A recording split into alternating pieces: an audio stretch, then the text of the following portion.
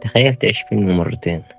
النهاردة طبعا هنتكلم عن فيلم 500 يوم مع سمر، الفيلم اللي علم جيل كامل يعني حب من طرف واحد. بس السؤال المهم، هل سمر كانت وحشة ولا توم هو اللي كان عايش في الوهم؟ القصة باختصار، الفيلم بيحكي عن توم شاب رومانسي بيؤمن بالحب الحقيقي. بيقابل سمر بنت مش مؤمنة بفكرة الحب أصلا. نعيش معاهم 500 يوم في علاقة مليانة مشاعر بس مش متكافئة. ليه الفيلم مختلف؟ مش فيلم رومانسي تقليدي، مفيش نهاية وردية، بيوريك الفرق بين التوقعات والواقع.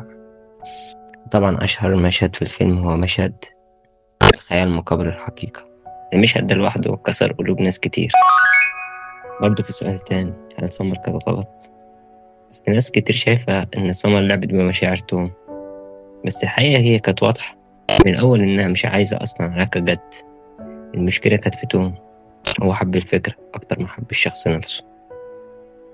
أحسن حاجة في الفيلم طريقة السرد المختلفة، عرض الأحداث مش بالترتيب الطبيعي، يعني إحنا بنشوف 500 يوم مش بالترتيب. موسيقى الفيلم حلوة، في مشاهد في الفيلم هتحبها. ممكن تكون أكتر حاجة محبتهاش إن محبط، يعني لأن أنا عشت الفيلم ده في الحقيقة، فدي حاجة بتحبط أي حد بيسمع الفيلم.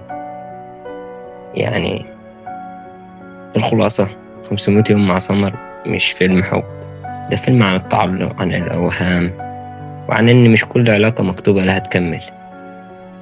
لو أنت شايف إن سمر كانت ظلمة ولا توم هو اللي كان عايش في قصة خياله من خياله يعني، قول لي رأيك في التعليقات.